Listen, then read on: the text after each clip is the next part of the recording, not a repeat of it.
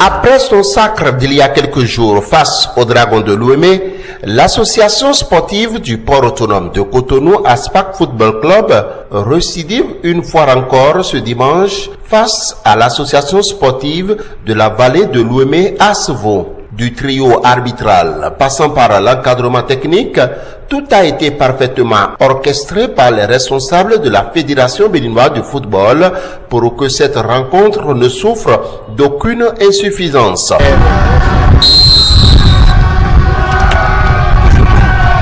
Dès le coup d'envoi de la rencontre, l'ASPAC a vite pris ses responsabilités suite à une grosse erreur de relance du gardien du but de l'équipe adverse qui profite à l'attaque de l'ASPAC et lui permet d'ouvrir le score pour le grand bonheur du directeur général du port autonome de Cotonou, grand amoureux du football et premier fan de son club.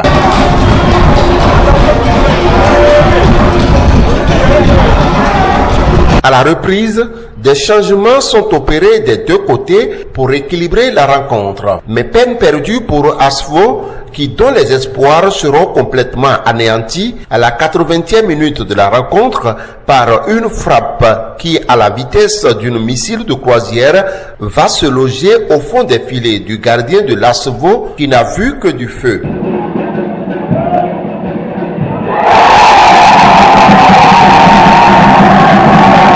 Yoristis, directeur général du port autonome de Cotonou, a toutes les raisons de se réjouir.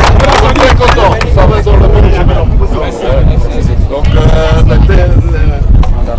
le coach et le technique, merci pour le travail. Merci beaucoup. Voilà, c'est pour ça que nous avons aimé vraiment votre jeu, la dynamique, la motivation, la force, les combinations. Il est cool, hein?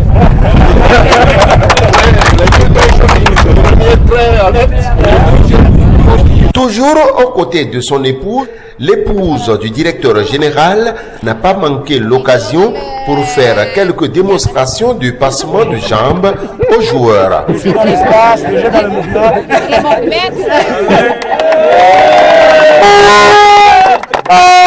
Cette victoire de l'ASPAC face à ASVO vient confirmer la performance actuelle du club et met en lumière le travail de l'encadrement technique qui remue ciel et terre pour hisser l'ASPAC au rang des grands clubs du Bénin et pourquoi pas de la sous-région. C'est un sentiment de joie. Nous sommes très contents de prendre ces 3 points-là. Maintenant, tant qu'il reste encore à faire, je pense que le chantier est encore à bâtir. Il faut se mettre tout de suite au travail dès demain, préparer la venue de Sitatunga qui est quand même un gros morceau et c'est un espoir de réitérer encore le coup de ce soir. Le sentiment est très favorable. Vous savez qu'on revient de loin et sur les 4 derniers matchs, comme l'a souligné le DG, on a eu 3 victoires. On aligne 4, 6, 8 buts, on en encaisse 0. C'est une très très grande satisfaction pour le groupe, pour les joueurs, pour le staff bien sûr, et pour le travail qui s'accomplit depuis le début. L'objectif est atteint, c'est de gagner le match et avoir les 3 points. Ça a été fait. Maintenant, tout n'a pas été bon sur le terrain. Donc, nous, on aura le temps de corriger tout ce qui n'ont pas, les choses qui n'ont pas marché et pour pouvoir progresser pour les matchs à venir.